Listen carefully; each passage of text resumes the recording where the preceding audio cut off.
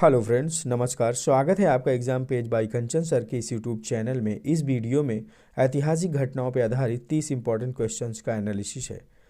ये क्वेश्चन किसी भी एग्जाम जैसे TET, super TET, KVS, TGT, UP लेखपाल आदि परीक्षाओं में पूछे जाते हैं। क्वेश्चन का पैटर्न और कंटेंट एकदम एग्जाम में छपने वाले क्वेश्चन की तरह ही है। एक एक प्रश्न को पढ़ना है और ऑप्शन के अनुसार इनके आंसर को कमेंट बॉक्स में लिखना है। वीडियो को लास्ट तक देखना और अपनी तैयारी का लेवल इंप्रूव करना है। अगर आपके सही आंसर्स का स्कोर 25+ है तो आपकी इस तैयारी का स्तर बहुत अच्छा है। क्वेश्चन पेज में सरल और कठिन दोनों तरह के प्रश्नों को लिया गया है। जो प्रश्न आपको नए लगें उनको नोट डाउन करेंगे तथा स्क्रीनशॉट के माध्यम से दोबारा समझने की कोशिश करेंगे। इन प्रैक्टिस सेट को लगातार अटेंड करने से आपकी तैयारी का स्तर एकदम बेहतर हो जाएगा और आप आने वाले एग्जाम्स को क्रैक कर अपनी एक सीट और निश्चित कर पाएंगे। वीडियो को लाइक करेंगे, सब्सक्राइब करेंगे और नोटिफिकेशन बेल को ऑन करेंगे। आइए शुरुआत करते हैं क्वेश्चन नंबर 1 से। क्वेश्चन नंबर 1 है, भारत में पहला मुस्लिम आक्रांता कौन था? भारत में जो पहला मुस्लिम आक्रांता इसमें पूछा जा रहा है, देखिए सिंध प्रांत के नाम से भारत को पहले जाना जाता था और उसी तरफ से यानी भारत के पश्चिमी सीमाओं से बहुत सारे आक्रमण हुए। तो इस तरह से ऑप्शन 1 है मोहम्मद बिन कासिम, मोहम्मद बिन तुगलक, मोहम्मद महमूद गजनवी और मोहम्मद गौरी। भारत में पहला मुस्लिम आक्रांता जो था वो मोहम्मद बिन कासिम एकदम सही हो जाएगा। इस तरह से क्वेश्चन नंबर 1 का ऑप्शन नंबर ए एकदम सही हो जाएगा। नेक्स्ट क्वेश्चन, भारत में सिकंदर का आक्रमण कब हुआ था? ऑप्शन ए है 326 ईस्वी, ऑप्शन बी है 326 ईसा पूर्व, ऑप्शन सी है 296 ईसा पूर्व या ऑप्शन डी है 296 ईस्वी। इंपॉर्टेंट क्वेश्चन है, भारत में सिकंदर का आक्रमण पूछा जा रहा है तो 326 ईसा पूर्व यानी बी ऑप्शन आपका सही हो जाएगा। सिकंदर बेबीलोन का निवासी था और वहाँ की फिलिप का पुत्र था और जब सारी चीज़ें जब जीत कर यहाँ पर आया तो उसने 326 ईसा पूर्व में जो है भारत में आक्रमण किया था। इस तरह से नेक्स्ट क्वेश्चन है आपका क्वेश्चन नंबर 3, हर्षवर्धन ने अपनी राजधानी कहाँ बनाई थी? ऑप्शन ए है दिल्ली, ऑप्शन बी है कन्नौज, ऑप्शन सी है कौशाम्बी और ऑप्शन डी है प्रयागराज। हर्षवर्धन ने अपनी राजधानी जो है स्थानांतरित की है, थानेश्वर से कन्नौज की तरफ ले आया था, जो कि कन्नौज अब आजकल उत्तर प्रदेश में है। 647 ईस्वी तक देखिए इसने जो है 647 ईस्वी में शासन किया था। दक्षिण भारत में चालुक्य वंश के पुलकेशिन द्वितीय द्वारा नर्मदा नदी के किनारे पराजित होना पड़ा था। साम्राज्य विस्तार का शौकीन था, बहुत ही न्यायी राजा था। तो इस तरह से आपका हर्षवर्धन अपनी राजधानी कहाँ बनाई थी? तो ऑप्शन बी कन्नौज एकदम सही हो जाएगा। नेक्स्ट क्वेश्चन है क्वेश्चन नंबर 4, मौर्य वंश में सुदर्शन झील का निर्माण किसने करवाया था? इंपॉर्टेंट क्वेश्चन है। ऑप्शन ए है चंद्रगुप्त मौर्य, ऑप्शन बी है सम्राट अशोक, ऑप्शन सी है बिंदुसार, ऑप्शन डी है बिंबिसार। चंद्रगुप्त मौर्य ने सुदर्शन झील का निर्माण कराया था और अपने प्रांतीय शासक पुष्यगुप्त से सुदर्शन झील निर्माण कराने के लिए कहा था इसने। इससे पता चलता है कि उस समय कृषि पे बहुत ध्यान देने वाला ये एकमात्र प्राचीन भारत का शासक हुआ। बाद में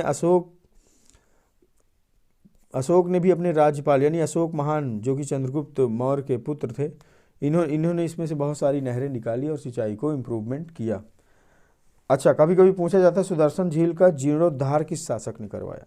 तो आपको बता दें कि अतिवृष्टि के द्वारा झील क्षतिग्रस्त हो गई थी, बाद में उसकी मरम्मत करवाई गई और रुद्रदामन के द्वारा इसकी मरम्मत का काम किया गया था। तो इस तरह से आपके एक साथ 3, 4, 5 क्वेश्चन क्लियर होते हैं। इस क्वेश्चन का जो आंसर है वो है चंद्रगुप्त मौर्य। सुदर्शन झील का निर्माण चंद्रगुप्त मौर्य ने करवाया। सम्राट अशोक ने उसमें से नहरें निकलवाई और आपका जो रुद्रदामन था क्षतिग्रस्त झील को मरम्मत कराने का काम किया था। नेक्स्ट क्वेश्चन है, प्राचीन इतिहास में पितृहंता वंश किस वंश को कहा जाता है? इंपॉर्टेंट क्वेश्चन है। ऑप्शन है मौर्य राजवंश, ऑप्शन बी है वर्धन वंश, ऑप्शन सी हर्यक वंश या ऑप्शन डी है नंद वंश। इंपॉर्टेंट क्वेश्चन है। पितृहंता वंश यानी जो अपने पिता को मारकर गद्दी प्राप्त करे तो इसको जो है पितृहंता वंश या कभी कभी हंता वंश भी कहा जाता है। और इसकी स्थापना जो है बिंबिसार ने की थी।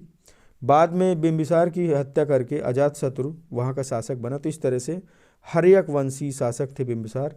ऑप्शन नंबर सी आपका सही हो जाएगा। क्वेश्चन नंबर 5वें का ऑप्शन नंबर सी एकदम सही हो जाएगा। नेक्स्ट क्वेश्चन है, शुंग राजवंश की स्थापना किसने की थी? इंपॉर्टेंट क्वेश्चन है। शुंग राजवंश की जो स्थापना थी वो 187 ईसा पूर्व में मगध में कर दी गई थी, यानी बिफोर क्राइस्ट या बीसी इसको बोलते हैं। तो कहा भी जाता है इसमें कि पुष्यमित्र शुंग द्वारा शुंग राजवंश की स्थापना की गई थी और ये एक ब्राह्मण था। तो ब्राह्मण राजवंश की स्थापना इन्होंने की। उस समय तत्कालीन में बौद्ध धर्म का प्रचार प्रसार बहुत तेज़ी से चल रहा था और ऐसी मान्यता है कि जो नारियल फोड़ने की प्रथा को इसने और जोर पकड़ाया था। यानी किसी भी शुभ काम करने से पहले, देवी देवताओं की पूजा करने से पहले नारियल फोड़ने की जो प्रथा थी वो पुष्यमित्र शुंग द्वारा ही और आगे बढ़ाया गया था। और ऐसी भी मान्यता है कि जो बौद्ध अनुयायी थे उनके विरोध में ऐसी घटना को अंजाम दिया जाता था। इस तरह से शुंग राजवंश की जो स्थापना है पुष्यगुप्त शुंग ने की थी। नेक्स्ट क्वेश्चन है क्वेश्चन नंबर 7।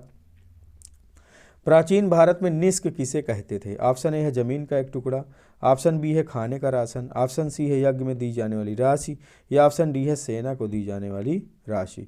इंपॉर्टेंट क्वेश्चन है। प्राचीन भारत में निष्क जो है वो आपको यज्ञ में दी जाने वाली राशि को कहा जाता था। और आपने पढ़ा होगा इसके बारे में कि जब यज्ञों में राजा लोग ऋषियों को दान दक्षिणा के लिए सोने के टुकड़े दिया करते थे, उनको बराबर काट कर तौला लिया करते थे, जिसको निष्क कहा गया।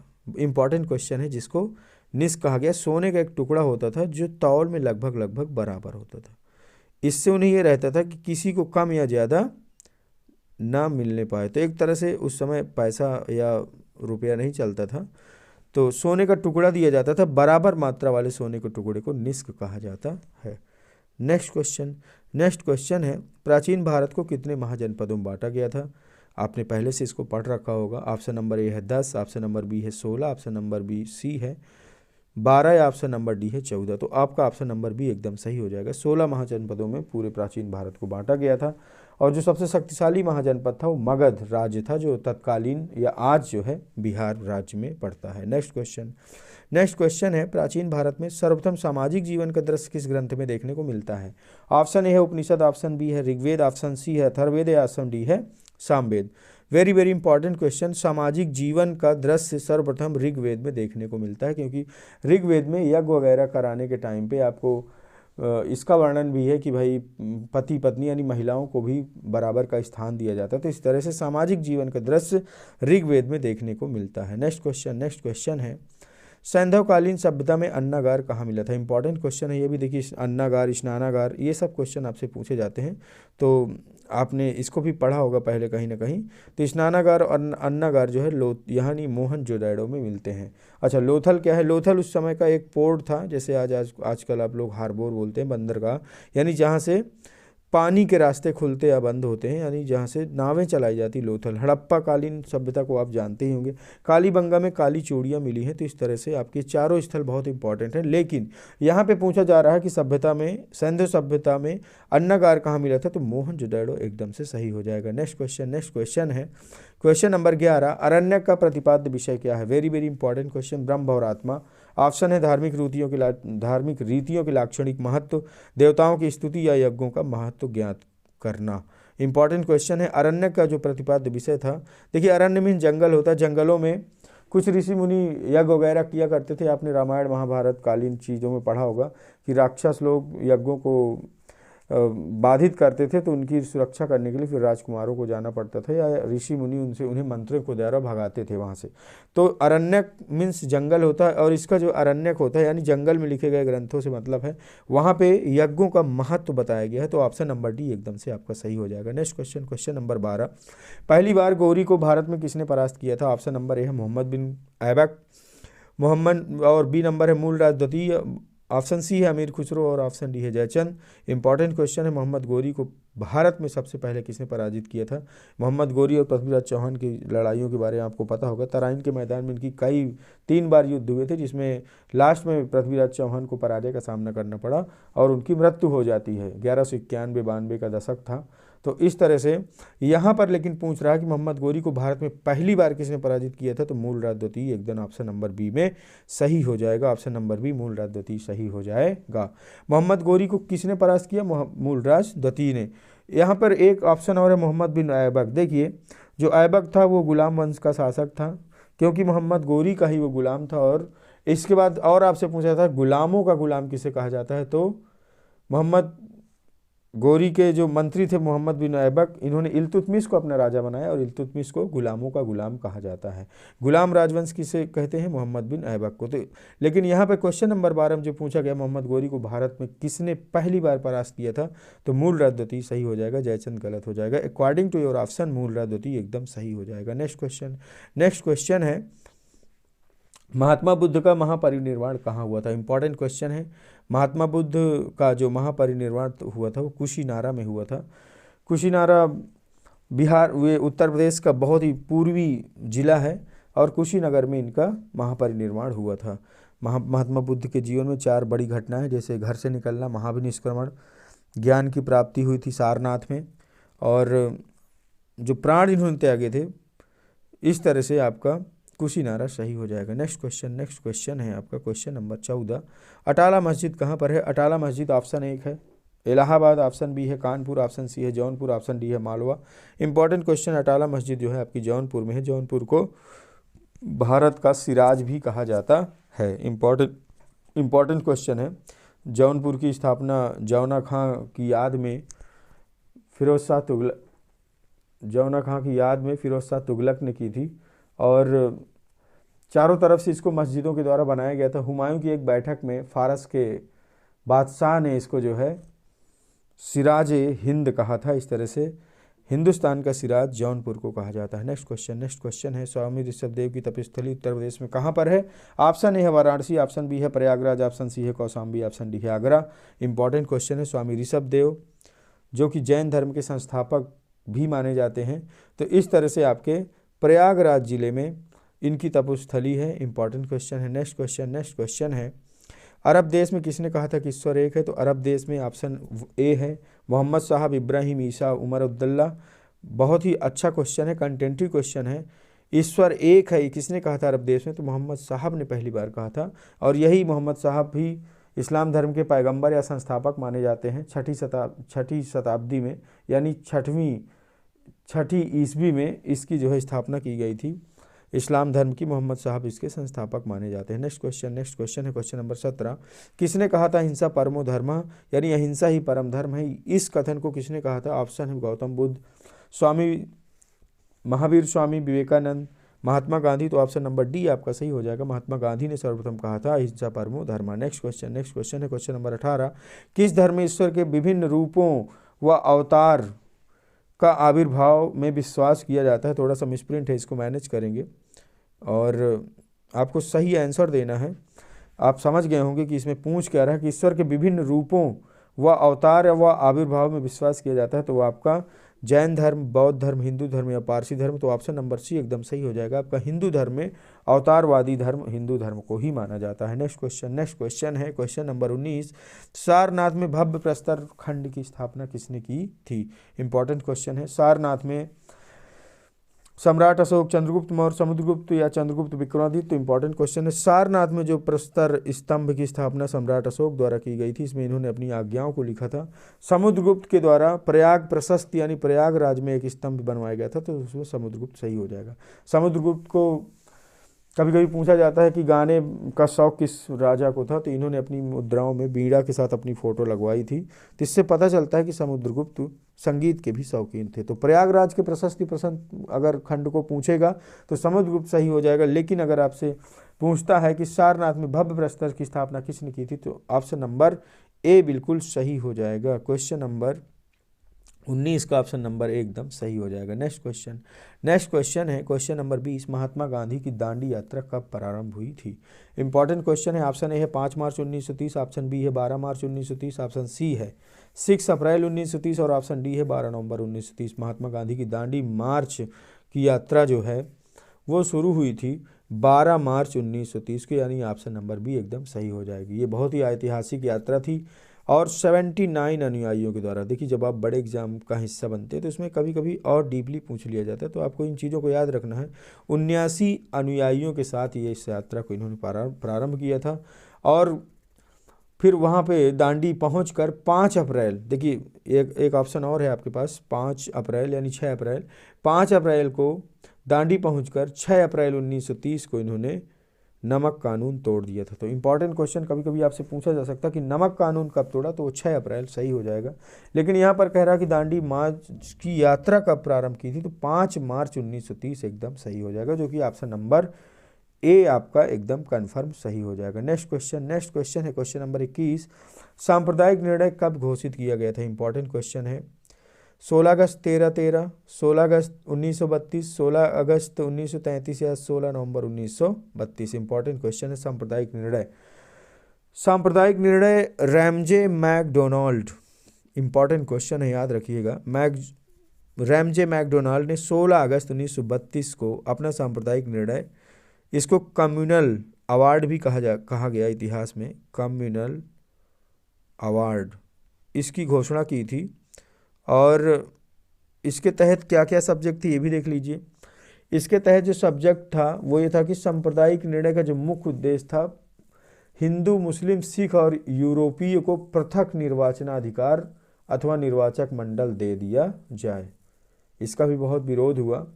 और बाद में तो इस तरह से आपका सांप्रदायिक निर्णय कब घोषित हुआ, तो आपका क्वेश्चन नंबर 21 का ऑप्शन नंबर बी यानी 16 अगस्त 1932 एकदम सही हो जाएगा। नेक्स्ट क्वेश्चन है भारत छोड़ो प्रस्ताव कब पारित किया गया था, इंपॉर्टेंट क्वेश्चन है।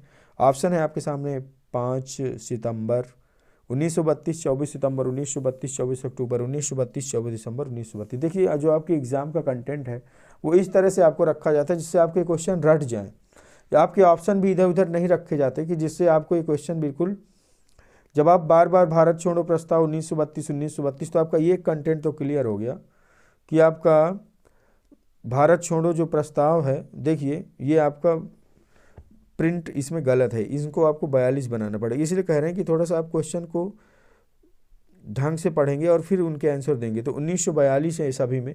तो आपसे ये बता रहे हैं कि जब आप भारत छोड़ो प्रस्ताव कब पारित किया गया इसमें पूछ रहा है, तो इसमें जो है 1942, पहले तो आप इसको सही कर लेंगे। तो आपकी जो एग्जैक्ट डेट है वो है 24 सितंबर। भारत छोड़ो प्रस्ताव जो आपका कब पारित हुआ था, तो 8 अगस्त सही हो जाएगा। चलिए इस क्वेश्चन को आप गलत कर दीजिए, ये 8 अगस्त इसमें होना चाहिए, ये आपका गलत है। नेक्स्ट क्वेश्चन है क्वेश्चन नंबर 23। भारत छोड़ो प्रस्ताव कब पास किया गया था, चलिए वही क्वेश्चन है। अब देखिए यहाँ पे ये सही है, भारत छोड़ो प्रस्ताव का पारित, उसमें ऑप्शन आपके गलत थे। तो भारत छोड़ो प्रस्ताव आपका ऑप्शन नंबर 1 है 1 अगस्त 1942, ऑप्शन नंबर बी है 1 नवंबर 1942। ये देखिए यहाँ पे दिया है 8 अगस्त 1942। इसलिए बता रहे हैं कि आपके ऑप्शन इस तरह रहते हैं, जब भी आपसे कभी अगर तारीख ना पूछ के भारत छोड़ो प्रस्ताव पर पूछेगा तो आपको 1942 एकदम से क्लियर याद रहेगा। इस तरह से आप तैयारी अपनी करते रहिए, आपकी एग्ज़ाम का जो रिजल्ट है बहुत ही बेहतर होगा। नेक्स्ट क्वेश्चन है महात्मा गांधी की हत्या कब हुई थी, इंपॉर्टेंट क्वेश्चन है। डेट लाइन इंपॉर्टेंट क्वेश्चन है, डेट्स इसमें आपको याद रखनी है। ऑप्शन नंबर ए है 30 दिसंबर 1947, ऑप्शन नंबर बी है 30 जनवरी 1948, ऑप्शन नंबर सी है 1 फरवरी 1948 और ऑप्शन डी है 30 मार्च 1946। इंपॉर्टेंट क्वेश्चन है। महात्मा गांधी की जो हत्या है वो 30 जनवरी को, क्योंकि इस दिन शहीद दिवस भी मनाया जाता है, आपको याद होगा। जब आप सरकारी टीचर या सरकारी नौकरी में जाएंगे तो 30 जनवरी को शहीद दिवस भी आपको कार्यालय जैसे कि इनके जन्मदिन पे मनाया जाता है ना, तो अक्टूबर में, उस तरह से 30 जनवरी को शहीद दिवस मनाया जाता है। इंपॉर्टेंट क्वेश्चन है महात्मा गांधी की हत्या 30 जनवरी 1948 ईस्वी को नाथूराम गोडसे द्वारा गोली मारने के कारण हुई थी और अंतिम शब्द इनके मुंह से निकलने वाले हे राम थे। सभी चीज़ें आपको याद रखनी है, आपका कंटेंट बिल्कुल क्लियर होना चाहिए। तो क्वेश्चन नंबर 24 का आपका ऑप्शन नंबर बी सही हो जाएगा, 30 जनवरी 1948 एकदम करेक्ट हो जाएगा। Next question number 25। बाल गंगाधर तिलक का जन्म कब हुआ था, इंपॉर्टेंट क्वेश्चन है। बाल गंगाधर तिलक का जन्म कब और कहाँ हुआ था, ऐसे भी याद कर सकते हैं। तो बाल गंगाधर तिलक एक बहुत ही उग्र स्वतंत्रता सेनानी थे। गणपति उत्सव मनाने की प्रथा कभी इन्होंने शुरुआत की थी, आपको पता ही होगा, शिवाजी उत्सव, और महाराष्ट्र में इनका जन्म हुआ था। बट यहाँ पे पूछा रहा जलगांव, पूना, रत्नागिरी या नासिक, इंपॉर्टेंट क्वेश्चन है। बाल गंगाधर तिलक का जन्म 23 जुलाई आप इसको भी नोट डाउन करेंगे। देखिए जितना आपका नोट्स मजबूत होता जाएगा उतनी आपकी पढ़ाई बहुत ही अच्छी हो जाएगी। 23 जुलाई 1856 को महाराष्ट्र के रत्नागिरी में, यानी ऑप्शन नंबर सी आपका एकदम सही हो जाएगा। महाराष्ट्र के रत्नागिरी में इनका जन्म हुआ था। नेक्स्ट क्वेश्चन है क्वेश्चन नंबर 26। भारत के वृद्ध पितामह किसे कहा जाता है? इंपॉर्टेंट क्वेश्चन है। फिरोज शाह मेहता, गोपाल कृष्ण गोखले, सुरेंद्र नाथ बनर्जी या दादा भाई नौरोजी। भारत के वृद्ध पितामह यानी इनको ग्रैंड ओल्ड मैन, बुजुर्ग थे लेकिन बहुत ही सक्रिय रहते थे स्वतंत्रता संग्राम में, तो इनको जो है इसीलिए grand old man of India के नाम से भी इनको विख्यात किया गया। और ये जो है दादा भाई नौरोजी बहुत ही वृद्ध थे। 4 सितंबर 1825 को इनका जन्म हुआ था मुंबई में। इम्पॉर्टेंट क्वेश्चन है। अच्छा, कभी कभी पूछा जाता है कि ये कांग्रेस के कितनी बार अध्यक्ष चुने गए थे, तो जानकर आपको हैरानी होगी। जो 1886 का काल था, 1886, 1893 और 1906 में, हाँ 1906 में इनको जो है कांग्रेस का अध्यक्ष बनाए थे। यानी ये पूरे 3 बार कांग्रेस के अध्यक्ष रहे थे। तो समझ सकते हैं कितना जलवा रहा होगा इस आदमी का। यानी बुजुर्ग तो थे लेकिन इतने एक्टिव थे कि कांग्रेस ने इनको 3 अधिवेशनों में इनको अपना अध्यक्ष बनाया था। इम्पॉर्टेंट क्वेश्चन है, आगे बढ़ते हैं। नेक्स्ट क्वेश्चन, 14 सूत्रीय योजना किसने पेश की थी? इम्पॉर्टेंट क्वेश्चन है। ऑप्शन है आपके सामने। ऑप्शन 1 है मोतीलाल नेहरू, ऑप्शन बी है महात्मा गांधी, ऑप्शन सी है तेज बहादुर सप्रू या ऑप्शन डी है मोहम्मद अली जिन्ना। 14 सूत्री योजना की जो पेशकश थी वो मोहम्मद अली जिन्ना ने दिसंबर 1929 में कर दी थी। तो इस तरह से इस क्वेश्चन का जो आंसर हो जाएगा वो ऑप्शन नंबर डी एकदम सही हो जाएगा। 14 सूत्री योजना की पेशकश मोहम्मद अली जिन्ना द्वारा की गई थी। नेक्स्ट क्वेश्चन है क्वेश्चन नंबर 28। कांग्रेस का लाहौर अधिवेशन में अध्यक्ष कौन था? इंपॉर्टेंट क्वेश्चन है। देखिए लाहौर आजकल पाकिस्तान में है। दिसंबर 1929 में कांग्रेस का अधिवेशन लाहौर में रावी नदी के तट पर हुआ था। इसकी अध्यक्षता पंडित जवाहरलाल नेहरू ने की थी। इंपॉर्टेंट क्वेश्चन है। आपका वीडियो लंबा ना हो इसके लिए हम बहुत जल्दी से आपका डिस्क्रिप्शन कर रहे हैं, लेकिन आप प्लीज़ अपना पेन कॉपी तैयार रखेंगे और इंपॉर्टेंट क्वेश्चन को नोट डाउन करेंगे। जितना आप नोट डाउन करेंगे, जब भी आप अपने इस नोट्स को पढ़ेंगे तो आपकी तैयारी एकदम बढ़िया से हो जाएगी। कांग्रेस का लाहौर अधिवेशन में अध्यक्ष कौन था? पंडित जवाहरलाल नेहरू। लाहौर कहाँ पर है? नाउ इन पाकिस्तान, रावी नदी के किनारे। Important question. नेक्स्ट क्वेश्चन है क्वेश्चन नंबर 29। नेहरू रिपोर्ट में भारत को कौन सा दर्जा मांगा गया था? इंपॉर्टेंट क्वेश्चन है, बहुत इंपॉर्टेंट क्वेश्चन। क्वेश्चन नंबर 1 है औपनियासिक सत्ता, संपूर्ण प्रभुत्व संपन्न, पूर्ण स्वराज या डोमिनियन स्टेट। इंपॉर्टेंट क्वेश्चन है। नेहरू रिपोर्ट में भारत के लिए जो दर्जा मांगा गया था वो आपका डोमिनियन स्टेट का दर्जा मांगा गया था, और इसका मतलब होता है अधिराज्य। तो इसमें जो है अंग्रेजों से ये कहा गया था कि हमें अधिराज्य यानी पूरा देश हमें एक साथ शासन करने को, यानी हमारे देश को आज़ादी मिलनी चाहिए। तो डोमिनियन स्टेट एकदम से सही हो जाएगा। नेक्स्ट क्वेश्चन है आपका क्वेश्चन नंबर 30। कौन सी रिपोर्ट 1935 के एक्ट के आधार पर बनी थी? इंपॉर्टेंट क्वेश्चन है। कह रहे हैं मैन नहीं, ये मूडी मैन है, इसको बना लेंगे Muddiman report. Question option B है Simon Commission report, option C है मोतीलाल नेहरू और ऑप्शन डी है मॉन्टेग्यू चेम्सफोर्ड। तो ये आपको साइमन कमीशन रिपोर्ट के तहत इसको बनाया गया था। 1935 के एक्ट के आधार पर बनी थी Simon Commission report. Simon commission में पहले से आपको पढ़ा होगा आपने, 7 सदस्य थे, इसमें कोई भी भारतीय नहीं था, अतः इसे व्हाइट मैन कमीशन भी कहा गया। साइमन कमीशन का जो अध्यक्ष सर जॉन साइमन थे, इसीलिए इस कमीशन का नाम साइमन कमीशन रखा गया। अब साइमन कमीशन ने अपनी रिपोर्ट मई 1930 में प्रकाशित की, और इसमें जो है इसका बहुत विरोध भी हुआ था। और सबसे कमी जो इसमें ये थी कि बर्मा को भारत से और सिंध को बम्बई प्रांत से अलग करने की मांग की गई थी। ये इसकी मुख्य सिफारिश थी, इसलिए ये जो है पूरी तरह से हमारे देश में फेल रहा है, इसका बहुत विरोध हुआ। तो आपके क्वेश्चन नंबर 30वें के साथ ही आपका ये वीडियो पूरा होता है। आपको वीडियो कैसा लगा वीडियो पसंद आया हो तो लाइक करेंगे, शेयर करेंगे। अगर चैनल को सब्सक्राइब न किया हो तो सब्सक्राइब करेंगे। अपनी तैयारी बेहतरीन करते रहिए। तब तक मिलते हैं अगले वीडियो में। नमस्कार।